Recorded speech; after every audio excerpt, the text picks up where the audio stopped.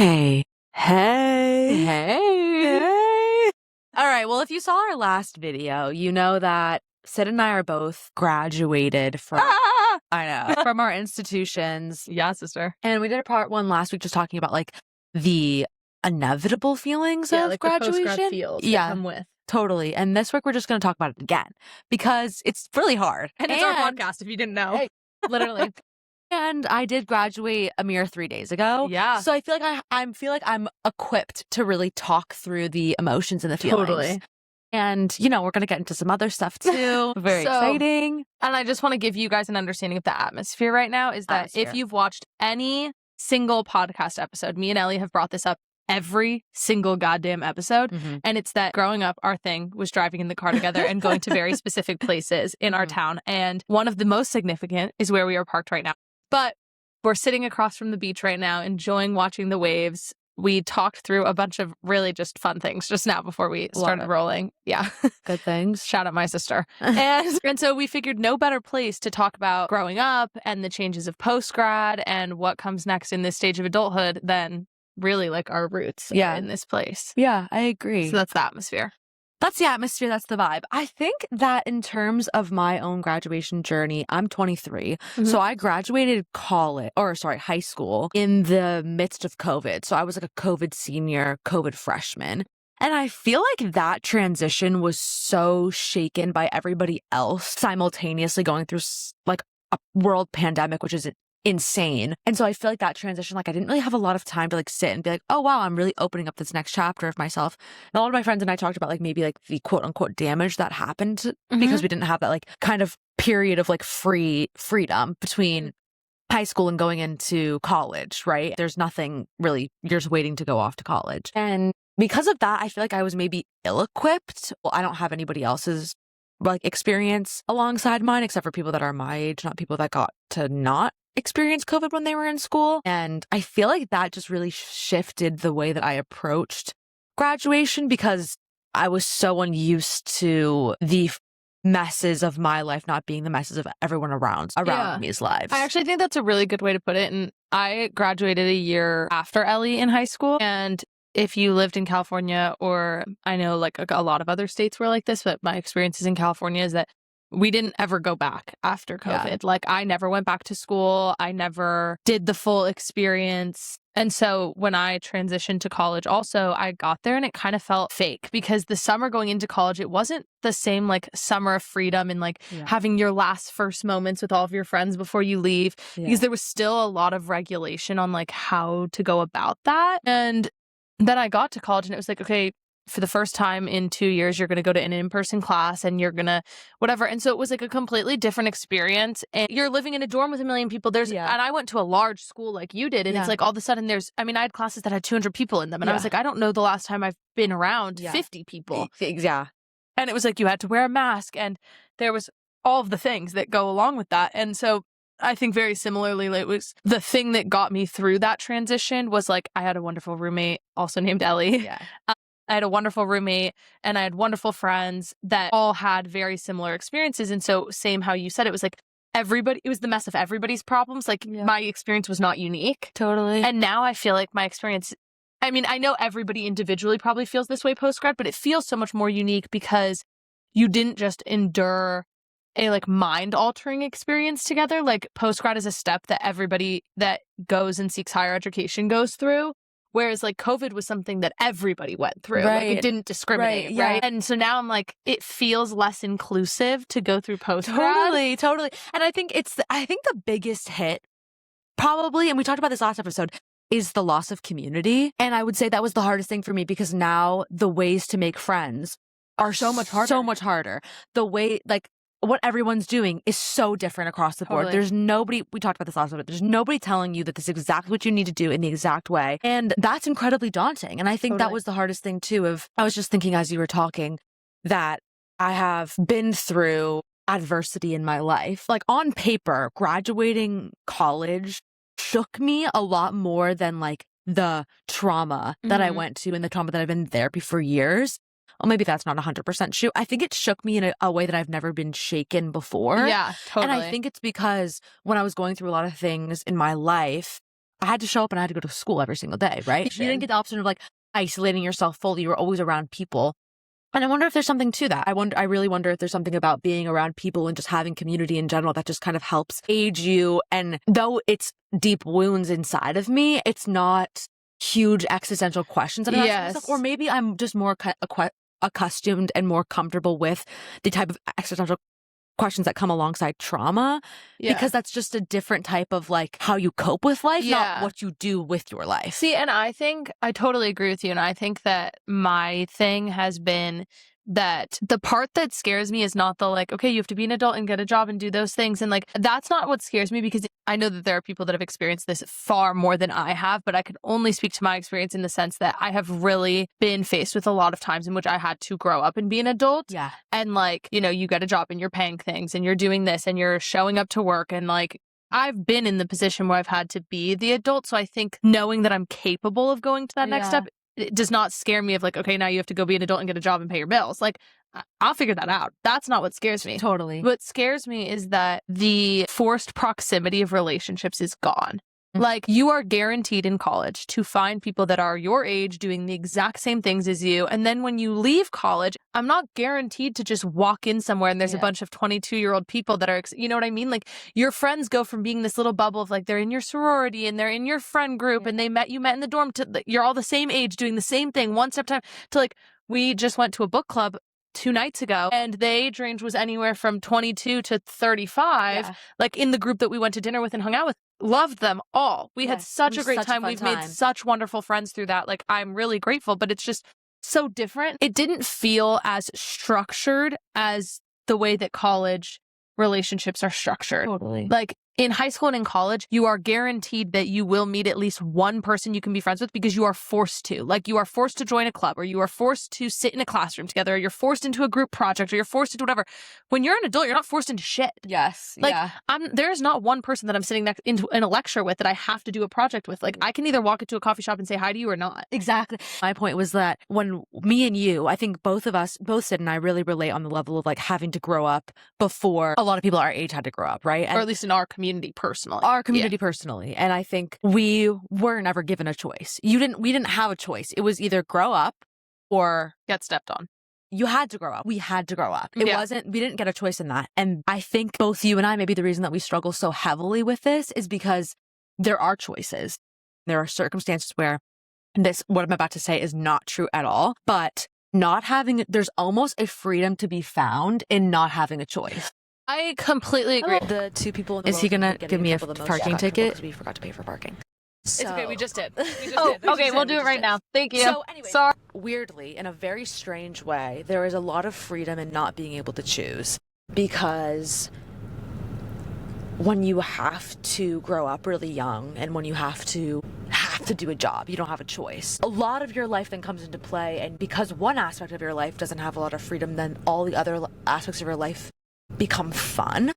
I think that when I'm going to look back on my life, and a lot of the times in my life where I'm like, what am I going to do? I hope, and maybe I should tell myself that I need to have a little bit more fun with it. Be like, it's so amazing, and it's such a privilege to have so many options and freedoms available to me. Yeah. I hope you know what I mean by there's freedom to be found in not having a choice. Well, that I was going to piggyback off of is that how Ellie said are forced to, like, you don't get a choice in how you have to grow up in certain aspects. Like, I moved a lot, and I did not have, obviously, a choice in that. Like, my parents were like, pack up, you're going to make friends, and you're going to figure it out, and you're going to go to this school, and that's the thing. And in other ways, too, that's just, like, an example. But in ways in which you don't have choice in how to be an adult growing up and, like, how to grow up fast, you get very comfortable with choices being made for you, and you find a lot of safety in that, because it's like you just learn at being really good at doing what you have to do. And I think that's like both of us were really academically oriented in the sense that it's like, okay, well, I have to study for this exam so that I can get an A, so I have to get an A. And that's just what has to happen.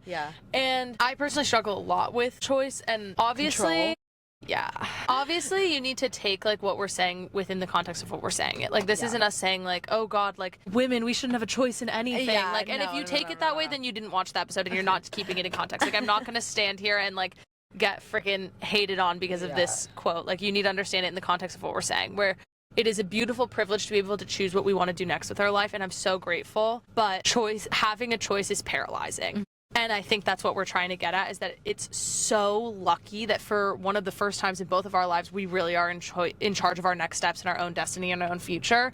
But that's paralyzing because it is also the first time in which that choice has really been presented to us. Yeah. This has been the first time in my life where I truly felt like I had autonomy over my next step. And that's paralyzing. And there's so nobody there telling paralyzing. you what to do. It's nobody saying, well, you apply to this school or you do this thing or you get this job. It's you're an adult. You are 22 and 23. The world is yours. So I think the part that has been very paralyzing for me with choice is that I had my whole life very planned out, or at least the next steps. It was like, I'm going to move here and I'm going to do this and I'm going to be with this person and all of these things. And I just got out of a very, very, very serious, very long-term relationship of 5 years. And when you're with somebody for 5 years, you start planning steps with that person. I don't think that's a crazy take.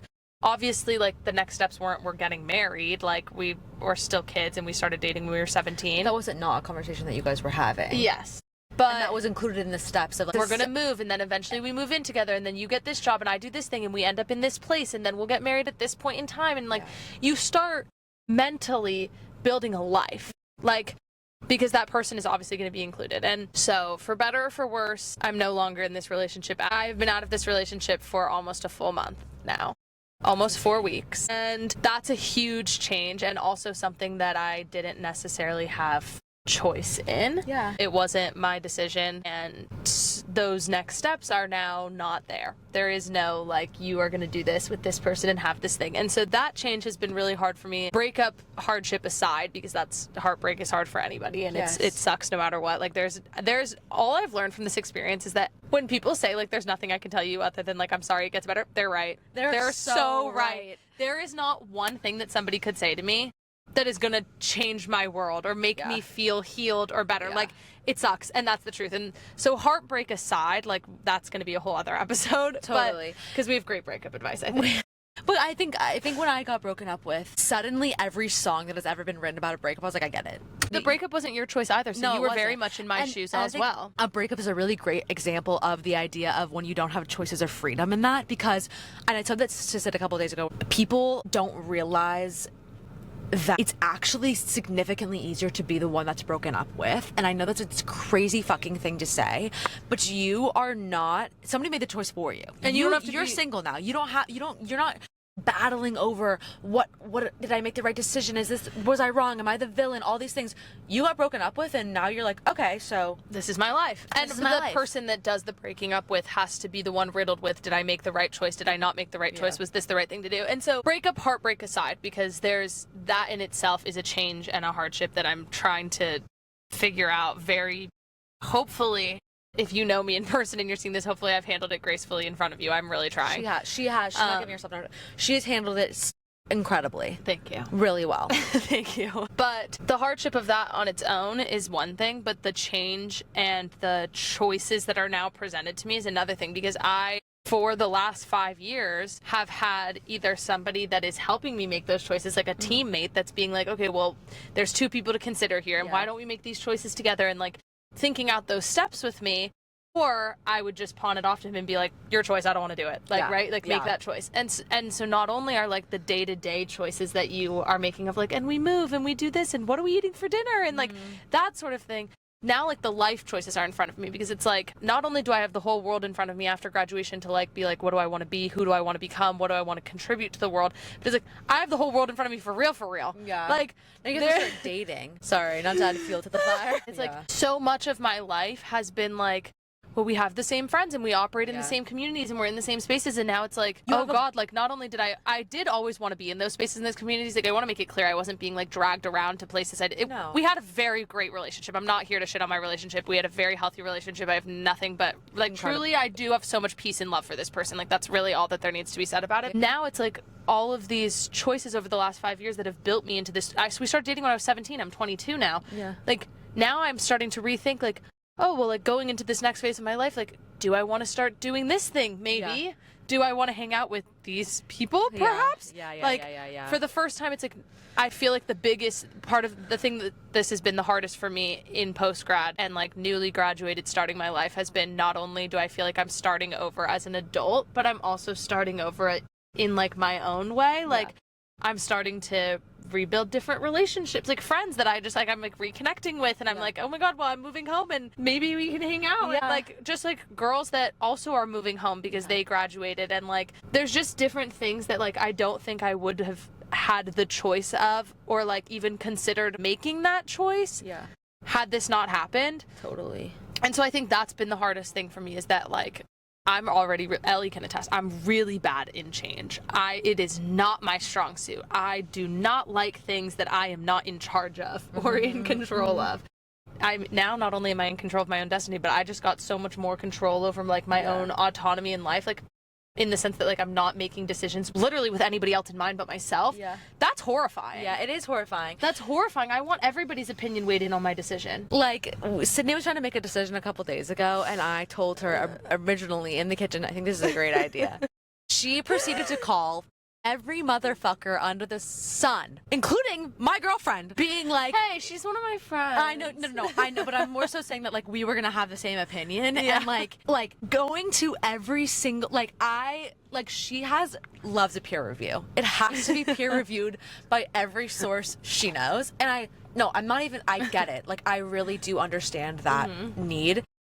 And I know this is gonna sound really weird, but I'm so excited for you to be going through this, and I know that sounds horrible. I'm a shit friend. No. But it's gonna force you to grow in ways that I don't even think you anticipated, and I think it's gonna force you to confront your fears of control and change. And that's the first thing you said to me when we really talked about this, was like, I'm just so glad that this will be an exercise for you in relinquishing control of things. And showing you that because losing control, it will actually not be the end of your life, right? But and like, maybe we simultaneously we both need that a little bit. No, I'm constantly learning that lesson. I feel like I'm learning it through you, and I feel so privileged that I get to be alongside you in this journey, because it's reminding me, because when I went through my breakup, I was going through the same emotions and the same feelings that you had, and this is forcing me to revisit the feelings that I had of like, okay, well, I hated not having control, and I hated all those things. Control is an illusion. Ultimately, it is. Yeah, it doesn't exist. It really does not exist, and you're more in control when you release control, as strange as that sounds. And I think that's something that I'm just excited for you for. It's really going to be great for you to learn how to be alone. I mean, Syd, like, I have not been alone since I was 17 years old. I've known her since she was 13. I've known Sydney longer in a relationship than I have alone. Exactly. And I think the best way I can explain this, in trying to connect it to the post-grad thing, because it's like they really are connected, and I'm not articulating the connection that it's making me feel well, but is that going into post-grad was less scary to me a month ago than it is now, because a month ago I knew, okay, I can tackle getting a job and paying bills and doing these things. Like, I know I'm capable of that, and I know that's a fear that a lot of people get really scared about in post-grad, but that's like the one part of it that I think I have a handle on. And so I didn't have to have the fear of going into a new environment and like trying to gain these new friends and do these new things, because I had the safety net of like, if all else fails, I have this person to come home to be like, you know what, didn't make any new friends today. I tried my hardest, but I have this one person that I have the safety and comfort of knowing that I'm not alone, it's like a pillar. And I think that I've tried really hard in my life to kind of stray away or even tear down I was a liberal arts major. I tore down the ideas of capitalism. I mean, like, every single class that I was in, it was, all of these systems of society, where do they come from and how are they stemming all these different, socioeconomic issues and all these things. And it's really hard to admit to yourself, damn, but is it nice to have a pillar? Like, isn't it nice to have something? To have one thing in your life that is stable. It's freeing. It's so freeing to be like, okay, everything else is shit, but I have this one area. And exactly. And I think I had this pillar of being like, okay, well, if worse comes, like, if I'm having a hard time, like, if I'm having a great time, no matter what, this person is there, and I will have comfort in like going through the motions of like the emotional journey of post-grad with this person. And without that there, now I'm kind of forced to confront the fears of post-grad that everybody has. I'm trying to be really graceful here. I do think that part of the peace I've been able to find with the breakup has come with the fact that I'm going through post-grad at the same time, because if I'm gonna have to go through the tumultuous journey of change and like figuring out who I am and what I want to contribute to the world, like, there is no better time than to go through another change. Like, right? Like, you might as well like hit them all at once. Because if I'm gonna have to grow into who I want to be in the world, I might as well grow into who I want to be on my own. Totally. But and how confident will you be in yourself? And that was the one thing that I learned, like how to self-regulate, number one, but also like I can get through that, right? Like I can handle this, and the knowledge in yourself that heartbreak is so hard, graduating is so hard, like natural life changes are so difficult, and I think our world and our society is constantly asking you to run and run and run and run, and you don't ever take the time to slow down and be like, wow, that's actually really what's difficult. in front of me, like what did I just go through, what am I experiencing? I also think like I was so scared that this pillar had been knocked down from me that I didn't realize like all of the other ones I had. Like it felt and still does kind of feel like almost like earth shaking a little bit, but it's like 8 a.m. the next morning, Ellie's banging my line, like has not hung up once, like will not stop calling me until I answer her, and then I answer her and she's like immediately like it's not as once you confirmed that I was okay, it was like, and this is what we're gonna do, and we're gonna be happy, and these are all of the adventures we have planned, and this is like we're gonna start forming next steps right here, right now. Like we're not even gonna let you panic about the lack of steps. We're forming them. They exist. Like you're right here. My two friends, my dear sweet Mountain Standard Time, if you're watching this is for you. That's my group chat with my two friends. But they literally 8 a.m. showed up at my door, coffee in hand, and they were like, get up, we're going on a walk, we're going to get our work done today, we have our things, like, and then I realized, like, at first I didn't realize it, and then in the last 2 weeks I've really realized like one pillar was not my only pillar. Like I have this wonderful podcast with my dearest best friend in the whole wide world that I get to just yab on all the time. I have books and things that I get to talk about. I'm moving here soon, and I'm already included in a book club friend group community that I didn't like, that I just stumbled in because of Ellie.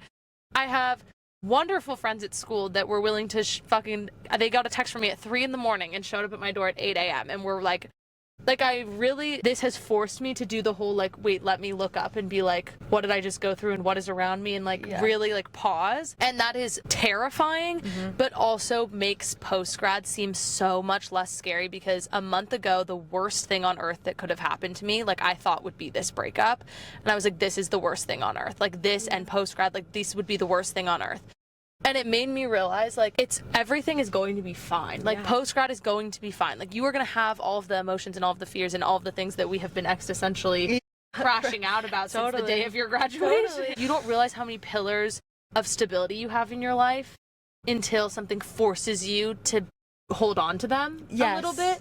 Through being an author and through, like, immediately being out of school for the first time in your life, you're going to have to lean on those pillars. And I feel like I've just recently been forced to see those other pillars that I haven't been so reliant on.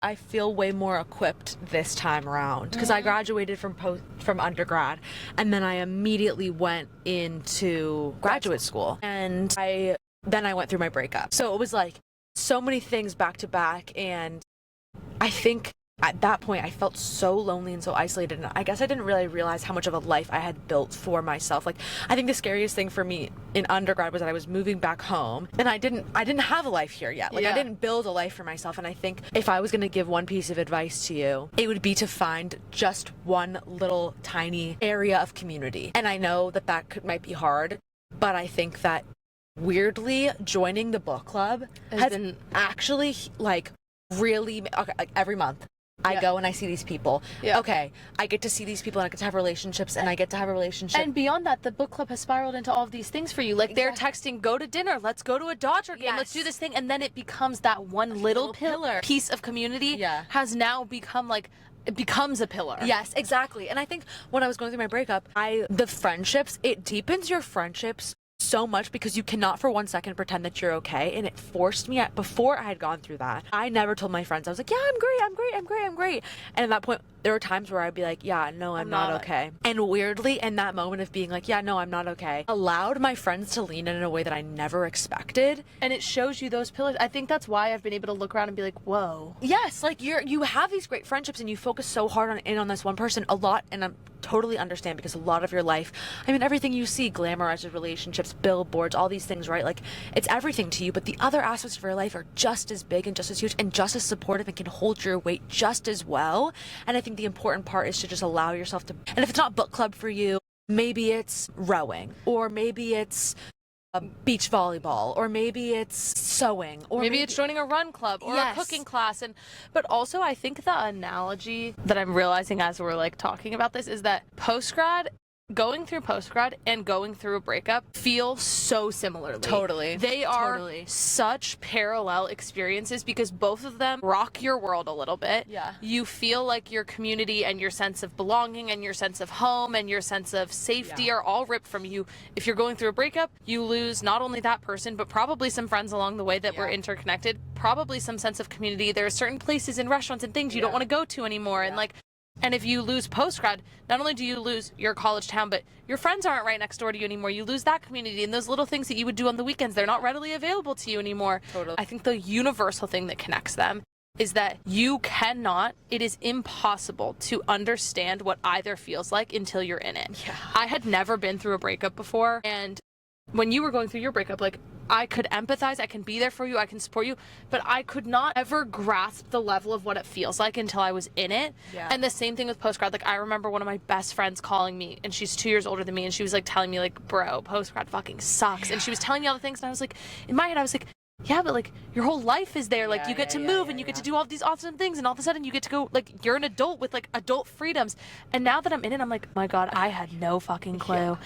And I think there's community in that in itself. Like, the same way that you get closer with your friends when you're going through a breakup because you're so brutally honest with them, I think is the same way that, like, meeting these people at book club who also went through postgrad and are now adults in the real world. Like, like the other day, one of the girls that I was sitting next to, she literally was like, I'm like watching you, and I have to be like, oh, just one more step.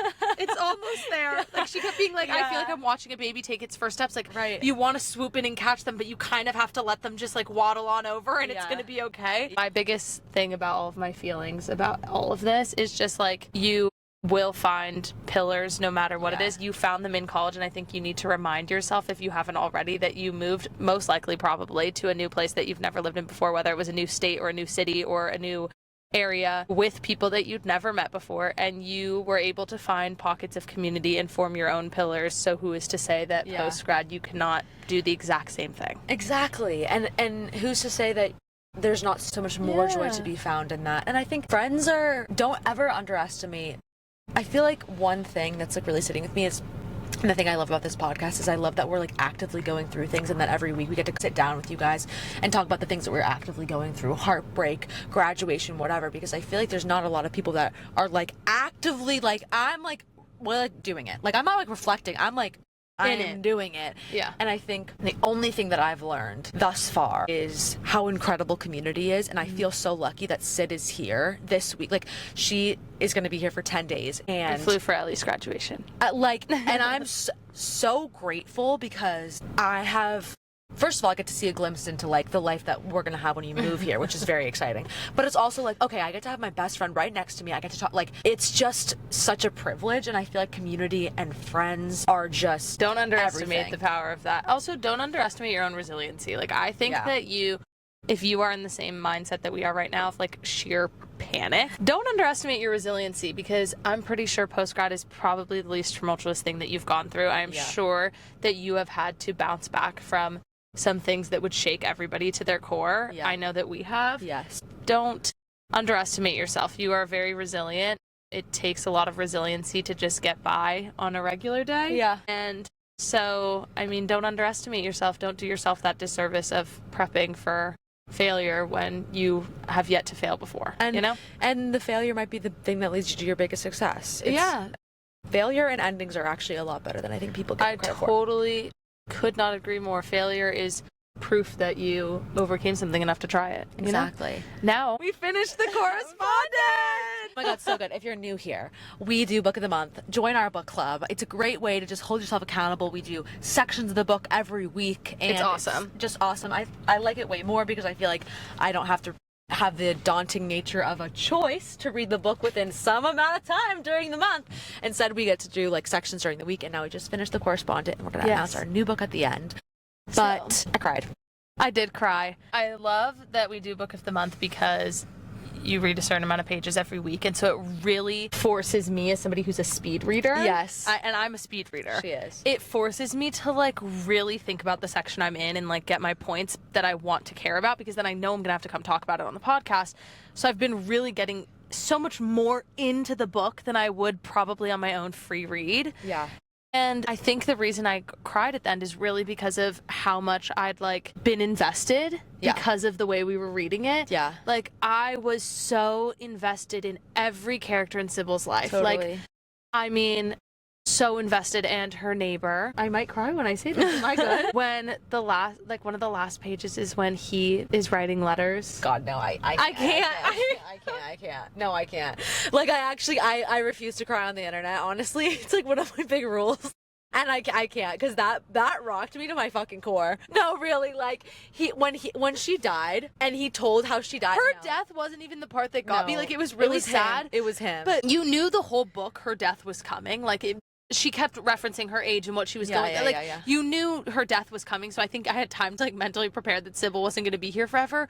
But when it goes from her relationship with her daughter is healed, and then it's her daughter and Mr. Lubeck's correspondence, and then he is writing, and the fact that it, like, they trickled it in because he started reading and writing her letters for her so she could keep up. No, I really am gonna start. No, I love it. When he kept doing the postscript, Mr. Lubeck, and he'd be like, I wish you well wishes at the end of, like, all of her life. I can't. No. When I was listening to this on Audible, and his voice, God, like, I can't. Anyway, so now you know how we feel.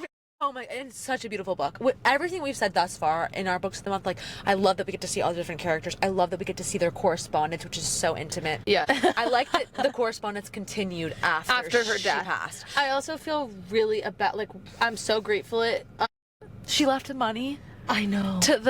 She left the money. I'm so grateful, though, that the correspondence continued after her death, because I think the closure I wanted so much over anything wasn't even about her death. It was the closure I wanted was for her daughter, Mr. Lubeck, and DM. Yeah. And the fact that they continued the correspondence enough to assure that her relationship with her daughter was okay. Yeah. Her daughter and Mr. Lubeck wrote her sister to inform her of her death. Yeah. Like, having because I think if it wouldn't, I would have been like, but who's going to tell her sister? Exactly. And who's going to make sure her sister knows that she didn't just forget about the connection they started to forge? And I love that she, like, we started the thing with her being, I'm never going to travel, and then she went abroad, and she's talking about how beautiful it is, and staying with her siblings, and she went abroad a lot, them. and she writing with him. And then my favorite letter was I can't, when she told Rosalie that the Eiffel Tower was beautiful, and he wrote that she can't see it, but when it lights up that she can see the sparkly light. No, God, no, that wasn't even my favorite, but now I'm gonna start crying.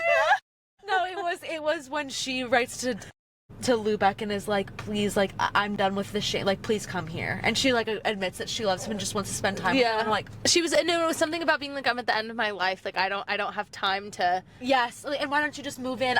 And I know it's forward, but we don't have much time. I mean, overarchingly, this book is so good. Beautiful, because I think that one of the deepest messages, I think the two messages that I got the most about it, which one of them is one that my parents talk about a lot, and obviously it's so easy when your parents say something for you to be like, okay, and roll your eyes, you know? But my dad always says, like, when you get to my age, you'll realize, like, the things that matter, and you'll realize, like, how important certain relationships are and how important certain things are, and, like, you'll realize, like, what's worth the drama and what's not. And I always am just like, so you've never been 22, have you? Like, obviously. So you've never had hormones pumping through your fucking veins, you've never, like, wanted your head to explode? Okay.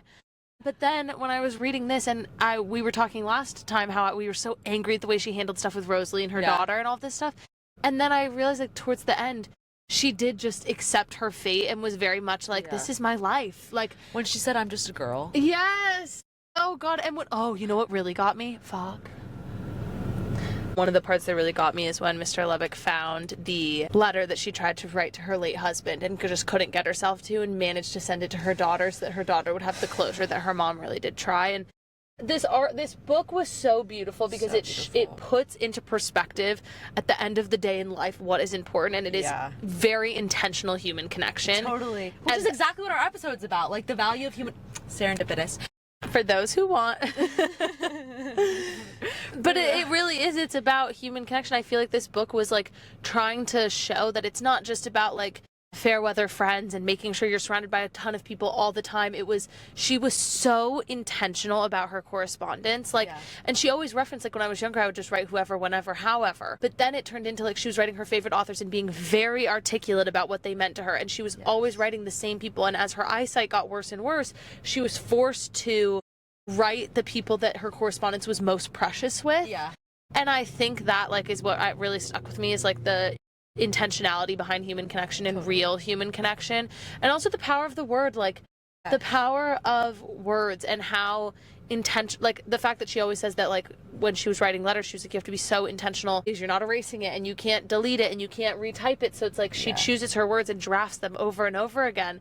I think thinking about how much care used to go into the words we spoke to others just really humbled me a little bit, because of the fact that now, the second you have an emotion, the second you have a feeling, you can just fire off a text and you don't have to self-reflect like the depth of what those words really are. Whereas when she was writing her letters, she was being so careful for every word that she wrote. Yes. So that's what I got from it. I also like that it stripped away. You only got the letters. You only got the letters, so you weren't in that moment, and it stripped away all the access shit. It was just, I care about you, and therefore I'm going to write your letter. And I think that was really beautiful. Yeah, I completely agree. Ellie is going to announce our book of the month for June.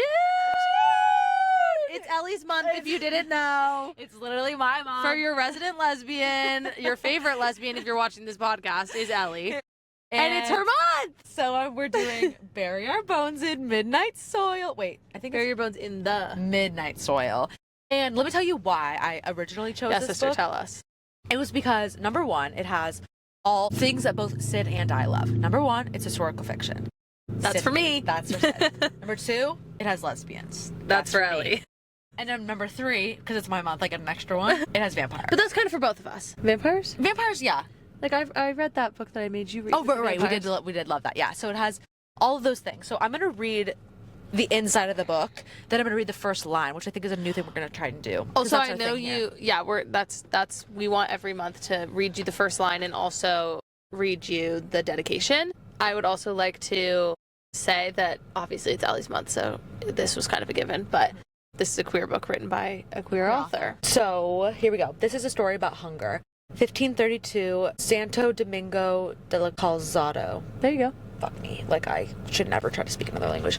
A young girl grows up wild and willy. Her beauty is only outmatched by her dreams of escape. But Maria knows she can only ever be a prize or a pawn in the games played by men. When an alluring stranger offers her an alternate path, Maria makes a desperate choice. She vows to have no regrets. This is a story about love. 1827, London. A young woman lives an idyllic but cloistered life on her family's estate until a moment of forbidden intimacy sees her shipped off to London. Charlotte's tender heart and seemingly impossible wishes are swept away by an invitation from a beautiful widow, but the price of freedom is higher than she could have imagined. This is a story about rage. 2019, Boston. College is supposed to be her chance to be someone new. That's why Alice moved halfway across the world, leaving her old life behind. But an out-of-character one-night stand leaves her questioning her past, her present, and her future. Alice throws herself into the hunt for answers and revenge. This is a story about life, how it ends, and how it starts. It's basically what I gathered from the odd review, like the random bits and bob reviews I've seen and stuff, is that it's an entanglement of three stories that somehow, in some more mystical way, connect, but it's very real world. I'm so excited about this book. And then the dedication. The dedication is to the ones who hunger for love, for time, or simply to be free. And then the first line, there's a quote. Should I read that? Fuck it, sure. Bury my bones in the midnight soil, plant them shallow and water them deep, and in my place will grow a feral rose, soft red petals hiding sharp white teeth. I like that. I like it a lot too. The first line is, the widow arrives on a Wednesday. There you go. That's our little teaser of the book of the month. Yeah, to get you to buy it. Also, if you just heard the quote that she said about a feral rose will grow white teeth, the back says, 3 young women, their bodies planted in the same soil, their stories tangling like roots. One grows high, one grows deep, and one grows wild, and all of them grow teeth. And I'm a big fan of V. Schwab. Yeah, I am a big fan of V. Schwab. I love Vicious. Loved it. And yeah, and The Invisible Life of Addie LaRue is obviously very well talked about. Yeah. Praised, loved novel. We also toyed with the idea of making that one of our books of the month because we both really want to read it. But I'm happy we chose this one. Especially for June, after a lot of conversation of how to, handle that with the most of care, I guess is the best way to put that. It felt pointless to talk about the month of June and Ellie's sexuality in some way and not be yeah, and we're reading this book. And not by a straight author, and it's by a straight author, and it's a straight romance, and not care, it was important to us. This seemed like a unique take on a book for. It's also we haven't read fantasy yet, and I think this is kind of fantastic. This is mystical. Stay tuned for book of the month. Oh, And we love you. We love you. We'll see you next time. Bye. Bye.